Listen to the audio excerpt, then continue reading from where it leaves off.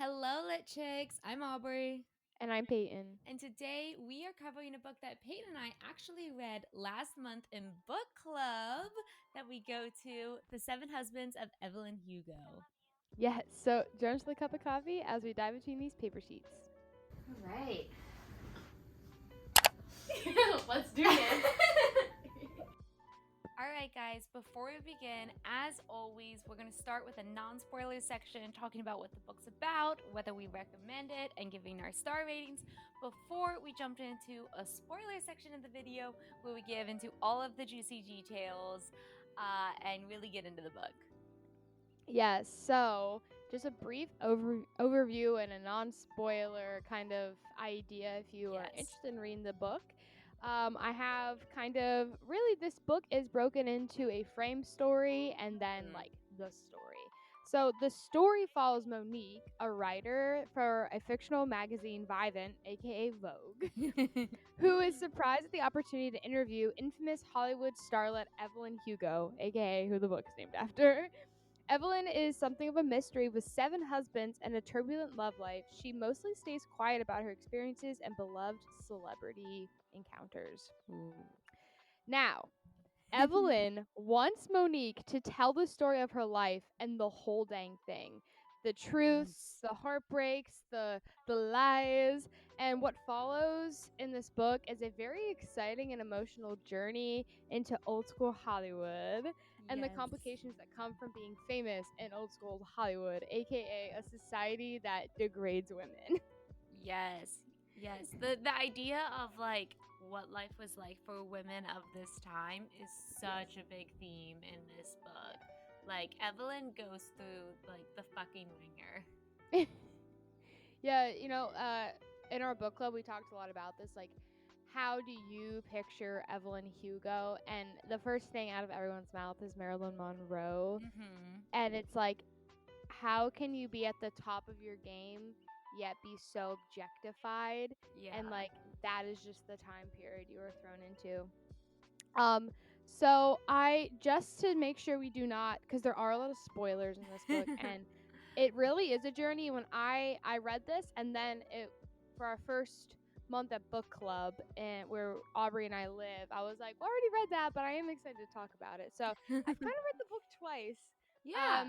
And so I do have a lot of thoughts, but I don't want to ruin it for anyone. Oh my gosh, I can't talk today. So I do have some points and discussions to kind of get us going, and then Aubrey and I will jump into the spoiler section, of course. So the main thing I want to hit here is is this a book worth reading? So this is a genre that Aubrey and I do not cover a lot. It's not that we, at least I'll speak for myself. I don't speak for Aubrey. I like chick lit, I enjoy it. It's just they're never like, oh my god, this is my favorite book. I mean, I have a caveat to that, but I would love to hear what you think, Aubrey. Yeah, I mean, it's not my preferred genre of choice just because we're such fantasy high stakes girlies. This feels like a book. I really enjoyed it, but this kind of genre is also the kind of book where it's like, oh, in 10, 15 years, this is also the stuff that would be taught in a classroom. It's got that little bit of literary where you can see, I feel like there's a heavier hand in the themes of the book that the author is trying to tell you. Yeah. That being said, I do think that this book was super entertaining. I don't want to get the two confused by saying that it's a little bit of a genre that's typically to me less entertaining, but this book was entertaining. Yes, and so that is my caveat. Yeah. Is that I love Taylor Jenkins Reid. TJR, she got her start in screenplay and she actually married a director. So she writes her imagery and her way of telling a story with vivid images in your brain. Every chapter you can see Evelyn in her old age sitting on a couch talking to Monique. You can see her in her early 20s in that emerald green dress that we see on the cover. TJR. I've read a lot of her books. I read Daisy Jones and the Six, and my favorite is Malibu Rising.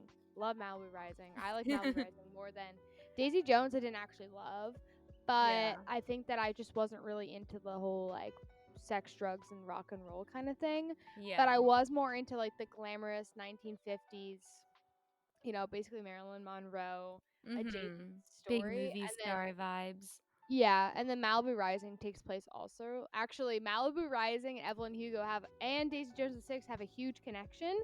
So if you know, you know. Yeah, so that's kind of like the writing style, I will say. If you want to get into chick lit, that is the perfect way to do it. All right, so some general thoughts and maybe some warnings to keep out for. What do you think, Aubrey? What do you want to warn our people about? I think just kidding. the biggest thing going into this book is there's a lot of like mystery and intrigue around Evelyn Hugo. Like the frame story really sets you up. And even the concept of like this woman who's had 7 husbands throughout her life. Like, who is she? And you like as a reader want to know. And the more you get to know her, it's kind of like in book club, we kind of like battled it out. Like me and this one lady, we were like going head to head about like how you feel about her character, because she's very complex. Like she doesn't always make the choices that we would consider the best choices. But there's always like that caveat, that feeling of like, well, but I understand her actions because of course we're listening to her tell her story. Yeah, so I would agree with that. She's a very morally great character. A warning I would give if you're getting into this book is that the first time I read it, I loved it, but also like she's a little thick. Like sometimes you're like, wait, we have 4 more husbands to go. Like I don't know. I guess it just depends on what your genre is, because I read like the behemoth of the Crescent City series. It's just like they're so big, which I have a lot to say about Crescent City too. Like the pacing also is kind of crap at sometimes. So like kind of like I kind of felt the same way with this. I think reading it a second time, like I was able to annotate the shit out of it, which was like fun. So that kind of made it go fast. But this book moves so fast and it's so turbulent, and then sometimes you're like, I don't care. So I don't know, like and Aubrey is right saying that like this is very like literary, so there's a lot to analyze, and there's a lot of themes, and there's a lot of like things to talk about, and that's why it is a great book club book. Yes. Because you can really dive deep into, women's rights, and I was about to say a spoiler. So, there's just different things in this book that are hot topics that were maybe shied away from. Yes, there's also some like sexual harassment stuff that you might want to look into ahead of time if that's a trigger for you. I don't think that's a huge spoiler. I mean, if I say the story of a woman in the 50s, you're gonna think, and it's not nothing's graphic. This is not a graphic book at all, but I would say that there's some hot topics with the sexism of the way that the world is. Yes, it's the 1950s. At this time, we can't say a lot of it now because of spoilers, but there's like hot tea in this book. Yes. Like there is scandal, and there is like, it can be an entertaining read with still getting the other like you can get your vegetables and your junk in this book. Yes. And that's what makes it such a good book. Let's get into our star ratings here. Yes. I would rate this book probably a 4 out of 5. Yeah. I really like it, and like I recommend, like I gave it to my mom to read. If I give someone a book, that means it's a 4 out of 5. Yeah. If I give someone a book and I'm thinking about it for 5 days, if it's okay, and I mean if it's a 5 out of 5 book is like are they taking care of my book? Like, I hope I get my book back. Can you send me a picture to let me know she's okay? I'm going through that with my Fourth Wing book right now. Yes. So I am like, please, there's a first edition. Don't hurt it. But yeah, Don't touch her.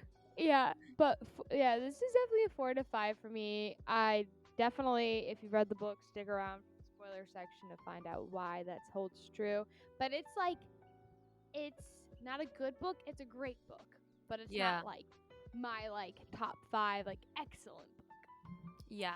I think on Goodreads I might have gave it 5 stars like right after finishing it. But I also do that a lot. I like right after finishing a book, I'm like blinded by especially the ending because like everyone you're taught like in writing to like make your endings pop so that way people are blinded and just give 5 stars. So I give 5 stars more easily than I should. I also give stars like different for genres. So, as someone who doesn't read a lot in this genre, but has read books like the current book we're reading for book club right now is called Lessons in Chemistry, and like this is not gonna, it's not gonna be a 5-star read for me because I'm just putting a little bit more work into reading the book than I feel like I would like to do in my free time, But looking back on this, I gave it 5 stars because I really did enjoy it and I did like going section to section. I might now give it 4 stars just because 4.5, girl. Yeah, 4.5. Round it up, round it down if you want to. Yeah, like I really enjoyed it. But like I don't know, I don't think about it. I'm dumb. Like I feel like a 5-star book, you have to like what you should be doing is going back and when you're like someone asks you about the book, be like, oh my gosh, yes, you need to read this. Like I was obsessed with this. Like I still am obsessed and in love with these characters. And I loved the characters while reading. And then it's been, 3 weeks since we read it. And I don't think I've thought about it once. Yeah, if you're not like at least on Etsy looking at fan merch, even a little bit, it's not a 5-star. If you're not contemplating merch, that's a good mark. That's a great life motto. Yeah, that is. Yeah. All right, we are complete. We like ending with our star ratings, drop mic sort of situation. Go read the book if you want to. If you have read the book, welcome to our spoiler section. From here on out, we're going to get down and dirty because that is what this book does. So goodbye, people who haven't read the book. And if you want it spoiled for you, go ahead. Stick around. Yeah. All right. The first thing I want to talk about is, and if anyone caught that, I totally was going to be like, and there's like topics of like being gay in the 1950s. I was like, that's a spoiler. Yes. Oh my gosh. It's basically spoiled for a lot of people at this point because of TikTok, but it's kind of like, I don't want to be the like bearer of like bad news. Like I'm not the spoiler queen, so like no, especially because there were people who hadn't had it spoiled for them in the book club, and you could tell like how much of a twist it was for them. Because it is a twist, except I feel like a lot of people like I went into it knowing. Right. But so yes, Celia, Evelyn's wife. So the only reason that I knew that that was going to be a part of this story, well, one, because there's a lot of comparisons to Evelyn and Celia's story to Gaylor, and specifically Kaylor, Curly Kloss, and Taylor Swift, and I am in those spaces. But also, there was a TikTok sound that was trending, and people used it for like a bunch of different things, where it's like, are you upset that when all anyone ever talks about is the 7 husbands of Evelyn Hugo?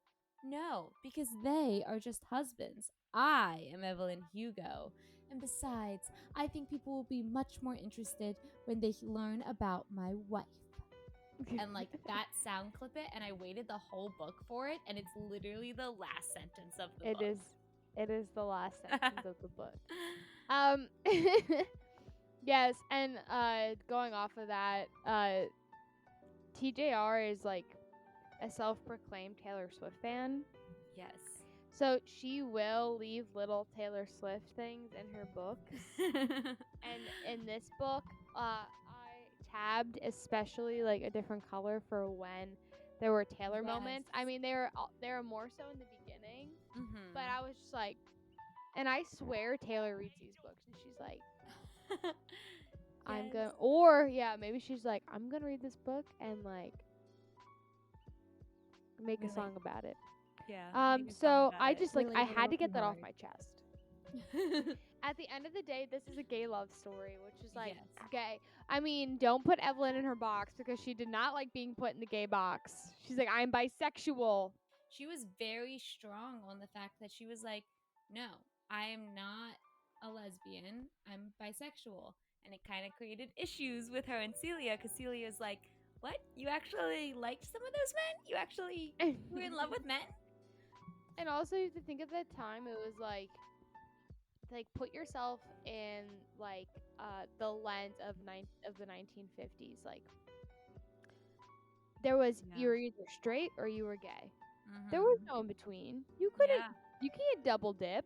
Yeah. And so Celia's like, girl, that's like wrong. And like there wasn't, I think Evelyn even says at some point, like, there wasn't even a name for it. Like there wasn't like a label, which in ways is so cool and so great, but in other ways is just so like evil and like I don't know, like she felt like she like didn't belong in either group. Which kind of if you're going to put your literary hat on, Evelyn didn't feel welcome in any part of her life. Yes. Let's use those big English degrees. Yeah. So the love of her life is Celia St. James. But I need to get it off my chest. I was like, we can't skirt around the whole like Celia. Like we all know, that is who she loved. But this is the name of the book is The Seven Husbands of Evelyn Hugo, which makes the whole gay love story thing like even like, oh my god, that's so cool. But we do need to talk about these husbands. We got 7 of them. And I like the way TJR separated the book. Like there were 7 parts technically. Yes. And every part was a husband. So we have poor Ernie Diaz, goddamn Don Adler, gullible Mick Riva. Mick Riva, guys. Remember that if you want to read any more TJR. Mick Riva. Yes. Clever Rex North. Brilliant, kind-hearted, tortured Harry Cameron. Disappointing Max Gerard. And agreeable Robert Jameson. All right. So, first question. Yes. What do you think about Evelyn's motivation to clear the air and expose her husbands? Like, these men are dead, and this woman's like, I'm gonna spill some tea in my old age. Yeah. I think it's very interesting. And it kind of like makes sense. But like she waited until every single one was dead. She waited until everyone was dead. So one, like no one can like say, "Hey, that's not true." Like she is taking ultimate authority on this subject. Like they can't defend themselves. They can't say anything about it. They're gone, they're dead. What she says is what goes. And I wonder a big part of Evelyn's thing is she's like, I don't have any sins. I don't have any regrets. But I wonder if that's fully true because you waited. And it wasn't even like she waited for, I mean, she also was waiting for herself to die. And so it's like, I want to put this out there. You can paint me as a villain, but I don't want to receive any of the feedback. Yes. I kind of think that, like, men have, like, muddled her legacy and, like, what, like, she was known for her husbands, and it felt like that was it. She was known for her sex appeal, her fame, and her husbands. But she was, like, much more than that. Than what was like on the surface level. So I feel like waiting for all 7 to die or be dead is her kind of like reclaiming her story and kind of being like, this is my fucking legacy to leave, okay? Like, I don't really care what because you guys are dead. Like, it doesn't matter. So anyone who like goes to read about Evelyn Hugo is gonna see this, and anything else doesn't matter. I do think that Evelyn is a very like unreliable narrator. Like, I don't know if I believe everything she says. Part of me wants to because it's like she is very candid, especially about the ending. So like I feel like it's that way, and maybe I just have trust issues. But I'm like, I don't know, girl. Like, in the real world, if this was someone, like, everything just feels like a PR stunt to me.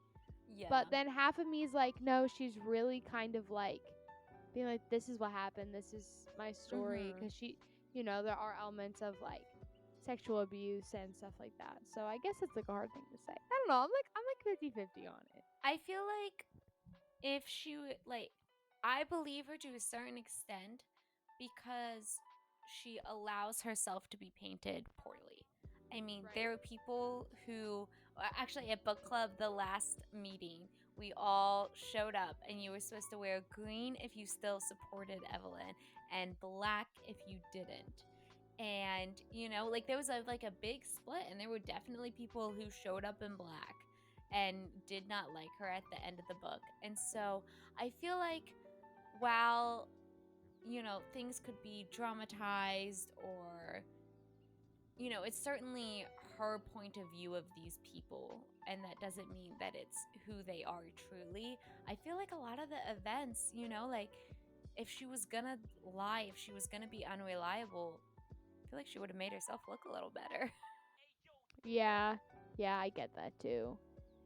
But I think some people like at book club just like actually hated her guts. Yeah. And I just felt sorry for her. I think that it's easy to judge a person, but like if it was you, would it be the same? If it was you, if it was like your friend, if it was your sister, Yeah, would you feel differently?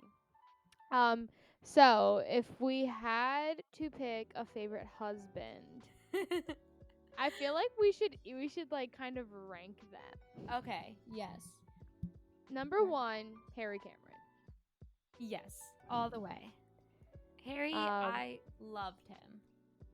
Harry, we know they kind of had their like secret, like I marry you. Celia, what the hell was his name? John? John, yeah, the football player. I'll marry John, and then that. Okay, this is my like favorite part of the book is when they're all living in New York City, and they have the townhouses, and they like live that like for like 7 years. Yeah, like that's a long time. Oh, and it was so heartbreaking when what's her name? What's the daughter's name? Oh, Connor. When Connor was met Celia again and was like, "Oh, do I know you?" And Evelyn's like, "Yeah, of course you're gonna remember her." And she was like, "Oh, you did that movie with Mom, Little Woman," and like Celia didn't remember that, for the first, I think it was like 3 years of her life, which of course you don't remember that, but like so heartbreaking that it was like, no, this was like supposed to be, your second mom. This was, a huge person in your, not that Celia ever wanted to be the mom, but like this was a huge person in your life, and things went sour and kid doesn't even remember. I know that was really hard. Harry all the way, number 1. Harry. He's amazing. Even in the beginning, like he always was, her best friend. He was her person. Yes, I'm a huge Harry stan. I love him. All right, my second, of course, would be Robert Jameson. Because he doesn't play he plays the role he needs to at the end of the book, and I really respect him like stepping up and like just doing what needs to get done. Like, so I have to put him at number 2 because he was like, he is agreeable. He's nothing special, but he's like, yeah, I'll marry you. Yeah, I thought it was so interesting that we really pick up the pace when we get to this last husband. And honestly, I don't know who he is. Like, you know what I mean? Like, Yeah, you never who get his to know character him. is. We don't get close to him. I have no attachments or feelings towards him, even though Connor, like, he was Connor's dad. Like, he Exactly. filled that role. He didn't just, like, marry Evelyn so he could sleep around with women and so Evelyn could be close with Celia. He, filled that job as a father to Connor. And so absolutely he's a second. But, like, also, like, I don't give a shit about the guy. No, I'm I just don't. like, I don't care about him like, at you did all. a really good thing. I don't know you. I'm not really invested in you, but you did a really good thing. No, exactly. Agreeable. Okay, this is when things start getting a little like Yes. okay. Okay, so we have Max, Rex, and Mick to pick. Oh, or Ernie. Yeah. I mean, Dawn for me is like the last place. Yeah. Dawn's he 7. Sucks. He beat her. Yeah. I don't like that, like, when Evelyn does the movie with him later. I don't like that. I feel like he got a little bit of a redemption arc. Yeah. It just makes me and like I feel like people should be allowed to grow and change. Yeah. But also, like, when you're an abuser and you, like, do those crimes against women, I'm like, not you. You should rot in a cell for the rest of your life. Yeah, I know. Like, they also, like, that's Hollywood, though. Like, men are allowed to come back from that kind of stuff. Yeah. But it's like, you feel invincible when you're at the top of your game. Yeah. But the minute you get knocked down, then you're sorry. Yeah. So I have no sympathy for Don Adler. I think he sucks. He's last place for me. Okay, so I know that Max. Okay, Rex. Rex was the one where they like just agreed to get married. Yes. They were the one who were married for publicity, never slept with one another. He'd probably be number 3 for me. Yeah, because he didn't. I ranked this by how much Evelyn was hurt. Yes. Like, who hurt her the most? Yeah. The only time that icked me out was when he was like, we should just have sex. Like, I've never had it, like, and you're like, fucking Evelyn Hugo, and I think we should have sex. And she's just like, go away. Well, yeah, but, like, I kind of, like, understand from his perspective, like, the idea that, like, they were, like, both clearly attracted to one another. Yeah. And Evelyn was like, I could see myself, like, enjoying this if I did. The issue is the consequences that had come from that, which is why they didn't. But I respected that as much as he, like, was down bad in that moment, he walked away. He didn't put up a fight. He walked away. He respected her wishes, and they continue to have their little fake marriage plot. So yeah, absolutely number 3, because while, like, no one can resist Evelyn's allure. Allure. Yeah. Allure. Just roll with it. You know. No one can resist how fuckable she is. Yeah. You know, at the end of the day, he did the good thing, and when she turned him down, he left. Yes. Okay, so now we are probably going in between. I kind of want to do McReva because he, like, that is a chapter-long like. Yes. And well, and he kind of just got manipulated by her. Yeah, like, he was like, she says gullible McReva. Like, she was just kind of like, this chapter's actually kind of sad, though, because she's like, this is how you do it, and this is how you get ahead. And, like, it was so calculated that it is, like, really sad. But also, like, from, like, if we're just looking at the husband itself, like, it's just so funny the way Mick's like, yeah. Yes. And then it was such a sad, like, it's almost like disassociating the way that that chapter is written, because you switch to this second person so that way it doesn't feel as close to Evelyn. And so you can tell that she's still like uncomfortable with what she had to do. But also, that is not Mick's fault. Like, he got played in that scenario, and I don't feel like he got like big like, he got to have a night in Vegas. She slept with him, which is a huge point of contention. But I mean, whether or not she fully wanted to do it or not, he didn't know. Yeah, like, it's not his fault that he was getting manipulated. You know what I mean? Yeah, so, like, yeah. that's like, why I feel like I want to really layered. Yeah, that's kind of like why I like want to put him there. Yeah, I think so. Yeah, so now we are left with Max Gerard and Ernie Diaz. So kind of like her first husband and basically her last like love. Mm-hmm. Because she did fall in love with Max. Yes. Okay, so like I would probably put Ernie next. He was kind of a lackluster character, but I feel like if Evelyn wouldn't have like become famous, I think it maybe would have lasted. I don't think she would have been happy. Wow. But I think that like there is like a sort of like sympathy you feel for him. Yeah. She like did not love him. Yeah, that's another one where it was like she kind of played him. Yeah. And he never was he also abusive? I don't think he was. I think she was preparing for it the whole time because of her father, and I think she thought that he might have became that, but she left him too soon for it to happen. Before it started. Yeah, there is that like, if anything, Ernie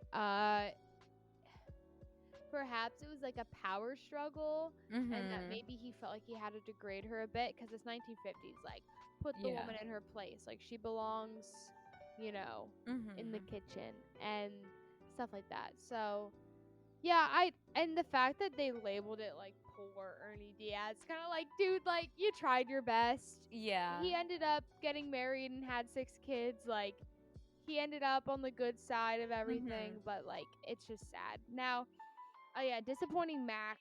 So Max is the French film director. Yes. And they like Evelyn like did fall in love with Max. This is like after the Celia shit went down for the second time. Yes. After the 7 years of marriage. This is so hard because their relationship, like, he was properly obsessed with her, and I think he did really like her back. I don't know if he ever loved her the way she loved him.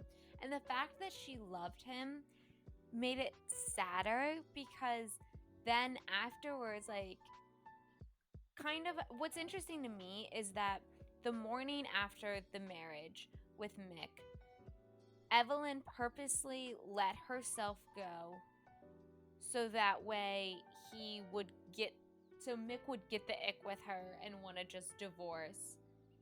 And that was all purposeful and manipulation.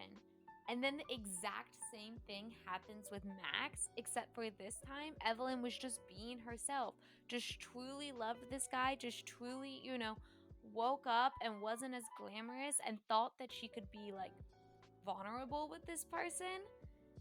And then he got the ick too. And that is like heartbreaking. Yeah. Yeah, it is heartbreaking because you're just like, oh, this isn't it. But you know who is it? He gets nasty, doesn't he? Yeah, he does. He says some really hurtful things. But does he release it to the press? I can't remember if he does, and I think he did. I think he said like, oh, Evelyn's a lesbian, but he said like a lot of bad things at the time, and so it all got Yes, because he finds the letters between Celia and Evelyn, and he's just like, you're a dyke, like, but it's just like, dude, you fucking suck. Yeah. Go away. Like, you know what? You're probably so uncomfortable because you're gay yourself. Like, go away. Yeah. So yeah, he sucks. I didn't like him. And then of course our last place was Dawn. Yeah. Yes. Goddamn So, Dawn. but the best husband, of course, was Celia. Yes, the Celia one. herself, though, we have to get into. I don't love Celia. I think that she is a pick-me girl in a little bit of a way, and she was raised on the right side of society, aka wealthy. So like, she never had to be fully hurt, and if something went wrong, she would just go home, or she, like she was always saved in a way. But Celia, like, could be such a whiny like brat sometimes, and it was like, and Evelyn was always blamed. It was never like, this is Celia's fault, like Celia needs to get over herself. It was always like, well, Evelyn, you're this and you're that. It's like, Celia, you're just adding to the like toxic of like Evelyn's life. So sometimes while I think that Celia was great for her, like, we need to get off this like Celia's always right train, because she's not. Well, and that was the interesting thing, is that it's Evelyn telling this story, and Evelyn will always paint herself black to make Celia look better. Like, she'll be like, oh, when Celia gets mad, she can be cruel, but I did all these horrible things. And that's the thing, is that like Evelyn was doing the big actions that hurt their relationship, but Celia was never the fully supporting, like, she was never fully a partner to Evelyn in the way of like accepting blame and accepting that she also makes mistakes. Like, that's one of my pet peeves with people, is when people think that they are always innocent and they cannot accept like that, like, issues happen two ways. And I feel like Celia was always like playing the like, it's not my fault, I'm just a little girl, I could never, don't I look so sweet and innocent and naive? We need to do all these things, and then if bad shit happens, I'll just use daddy's money and run away to Spain. Yes, and Evelyn's like, that's not an option for me. Yeah. Celia needed Evelyn to be the one to say no. Celia wanted to be the one who's saying, the ideals, like, we need to go be a part of the LGBTQ parade. We need to come out. We need to do all of these things that could put us in harm. And she wants to be the one saying those ideals so she feels like a good person. But at the end of the day, like, she needs Evelyn to say no, because she's not going to actually go through with it. She just wants to pretend like she would. Right. Yeah, Celia could annoy the shit out of me. It's like, I want Celia, I ship them. Yeah. But also, like, I just want to, like, hold Evelyn and be like, girl, you are not the one to blame all the time. Like, this relationship goes two ways. And, like, don't be so hard on yourself. So, like, that aside, like I said, I ship them, but, like, Celia, girl, like, grow up. Yeah. Like, everything Evelyn does is to protect you in your relationship. Like, stop getting so jealous. Like, jealousy is such, like, the destroyer of all things, and it's like, girl. All right, so some, like, final things I really want to hit here. Is, I have Evelyn's sex appeal down. I know we covered this a lot. Yeah. But Evelyn, Hugo, and sex just go together. Evelyn was like the first woman to like tease her breasts and then show her breasts. There's that like infamous like sex scene where like the world saw it as like she's a slut, but Evelyn saw it as like women need to see like that they can like orgasm. Yeah. And that, so, that like sex can be for them. Exactly. So like I thought that was really interesting, as like, even though she was like labeled and put in this like pretty box, she was still like, women, like, come on, like, get yourselves off. Like, you don't need to, like, live for the men. Oh my god, if like that would have happened in like 2023, like the whole movie thing, I think it's called like 3 a.m. and they did that and she got controversy and I was her publicist, I would have her make a brand deal with like a vibrator company. Yes. Like, wouldn't that be so perfect for her to be like, and you don't even need the man. Yes. Like, just take the man. Yeah. So interesting that like on screen and off screen in her personal life, like Evelyn's like attractiveness is such a big part of her character, and like she uses it to manipulate people. She uses it, you know, kind of to, like, she's not afraid to like use her sexuality to get ahead, which you kind of have to do in this era. But she also has these moments where she's like a feminist icon, like female pleasure for the win. It's like who I have to be and who I want to be. Yeah. Mm-hmm. And yeah, it's super interesting. So like, yeah, her sex appeal. I mean, like, think about it, Marilyn Monroe. Like, all the sales think of Marilyn Monroe. Like, she is seen now as this like woman, and like Evelyn, how I picture Celia like straight cut, thin, like twig, like little Evelyn.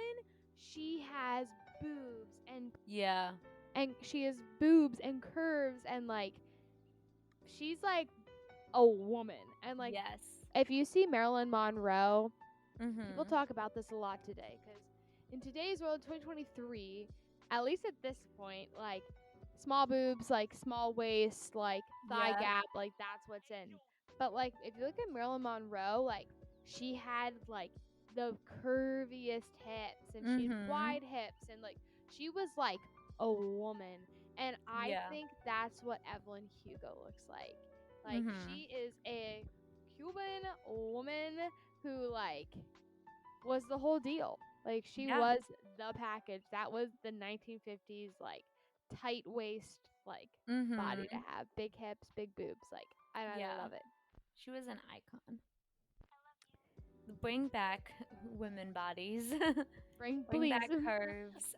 Which I will say the Kardashians did in a way. Like, I know still on like the personal level that we're still like, oh, I wish I was skinnier and stuff like that. And like, not to say the Kardashians aren't bone thin, but I would say the modern representation is like the Kardashians are known for like their big butts, their big hips, their big boobs. Like, I need that in my life.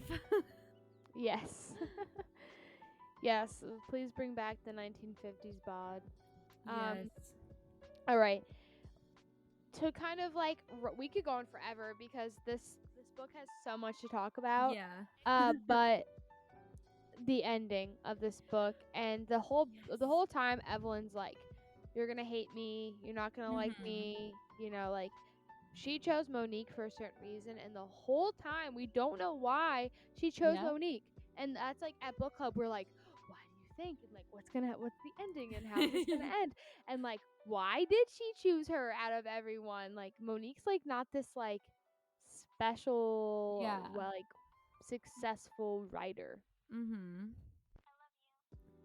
And then it's kind of twofold, I think. Yeah. So we definitely find out that Monique's dad was in a relationship with Harry Cameron. Yes. And Harry was drunk driving one night and basically killed them both, because Harry does end up dying. And this is like this is the huge like plot point in the book where like our book club disagreed a lot.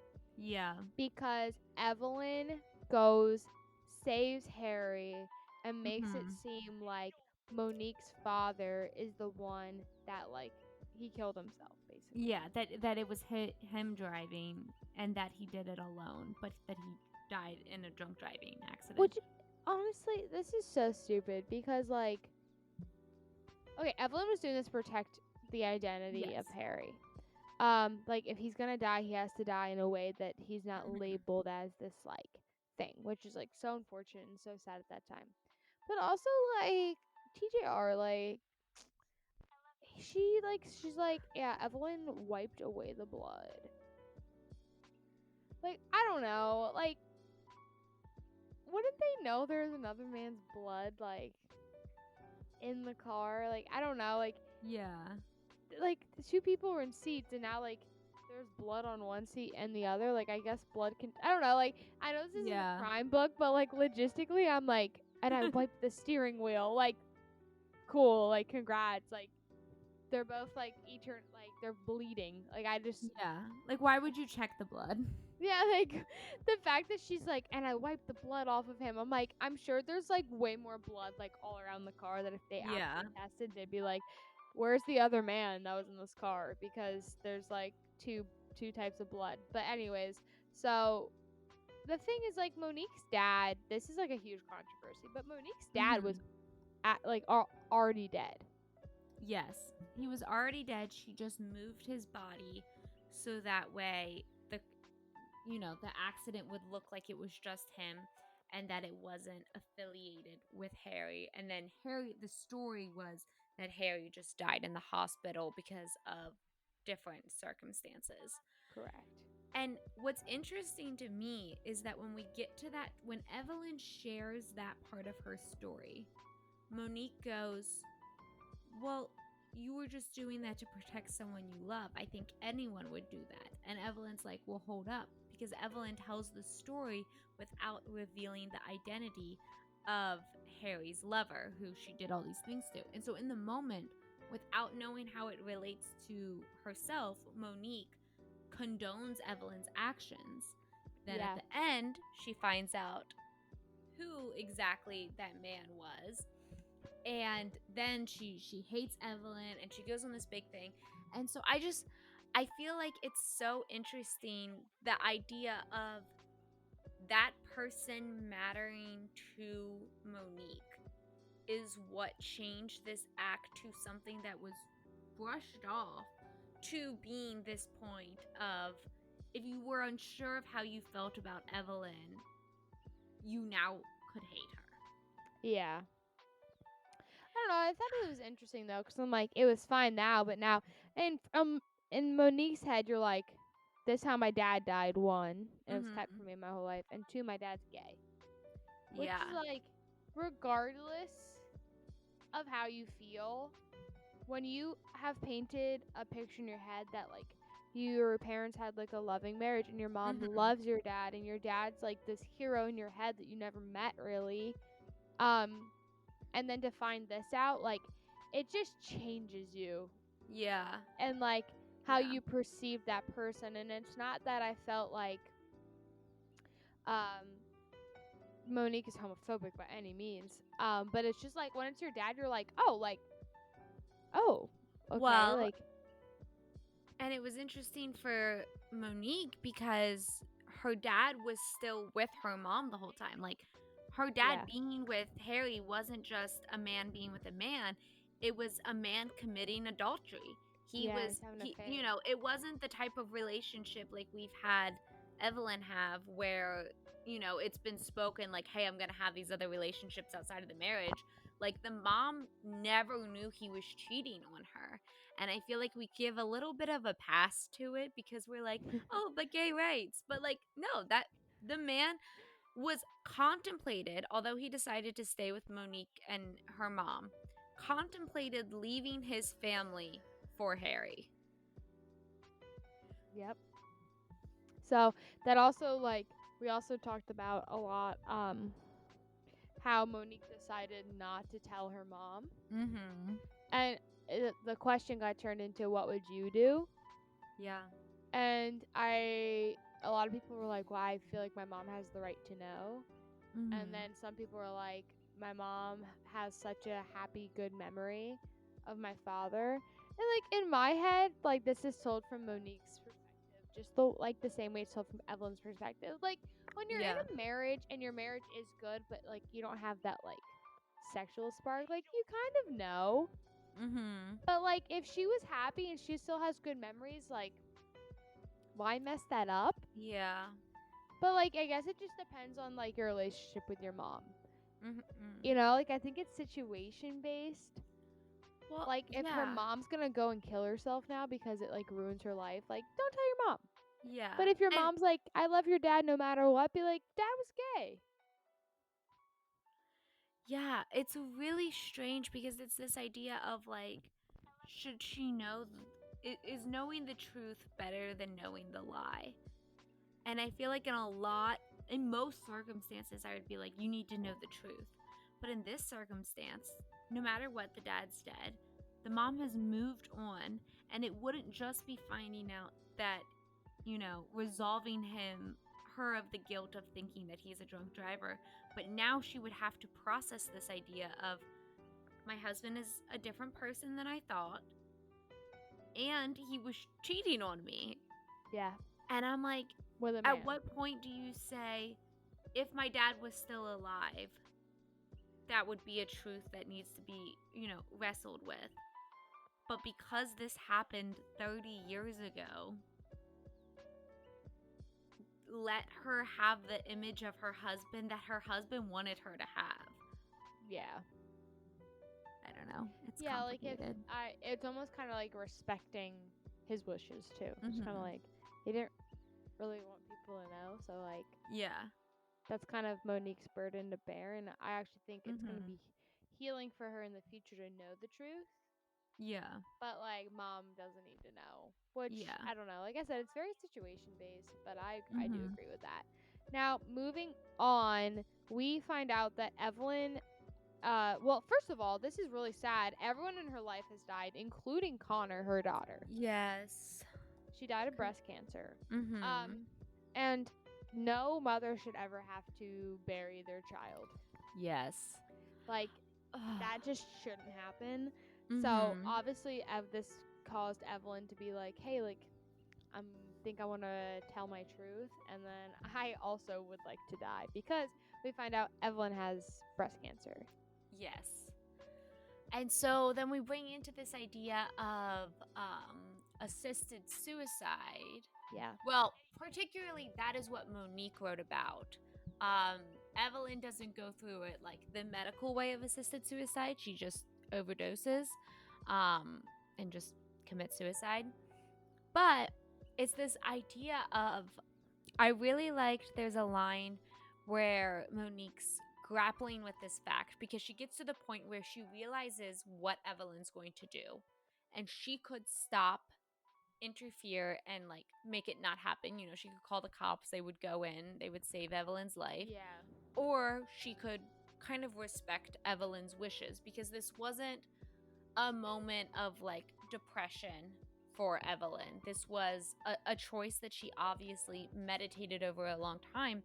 Yeah. And Monique basically is like, Evelyn is going to die the way she lived her life, in control. She is going to decide when she dies. She's not going to let, this painful process of slowly rotting, which is what cancer does to a person, happen to her, especially when she's lost everyone in her life.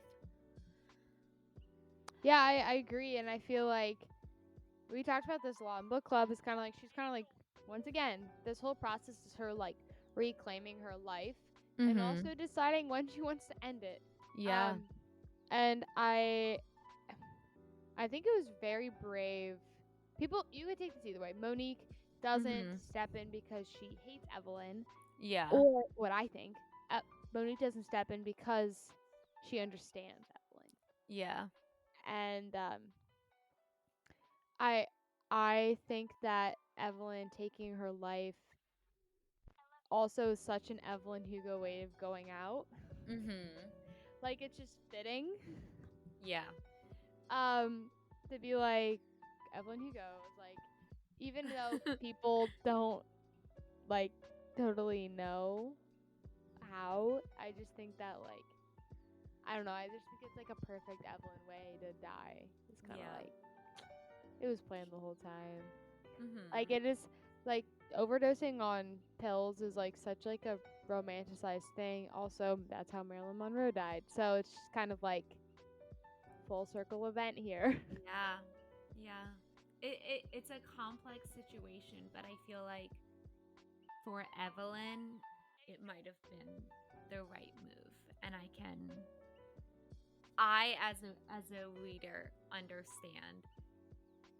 I don't know if I was Monique, that the act of choosing to do nothing has to be extremely painful, but I do agree that at the end of the day, I think Monique did it out of understanding rather than spite. Yeah. And also knowing that the end of Evelyn's life was actually really beautiful. That her and Connor and Celia moving overseas. Yeah. And kind of like living that life like out of the public eye. So it was a good happy ending, aside from maybe some like huge pain that was added to the families. All right. If Aubrey doesn't have anything else, I think that's all we have time for today. I really want to know what I think it's gonna be Harry, but like, who's your favorite husband in this book? But also it better be Celia. Yes. If we're doing a full ranking of Evelyn's spouses, or is it not because you also think she's a whiny bitch? Or you'd be like, I hated her guts the whole time. All right, and of course, if there are any other books you want us to review or any little challenges, let us know. I love recommendations, and I'm dying to know what you guys would like to see next. Yes. All right, guys. Thank you so much for joining us, and happy reading.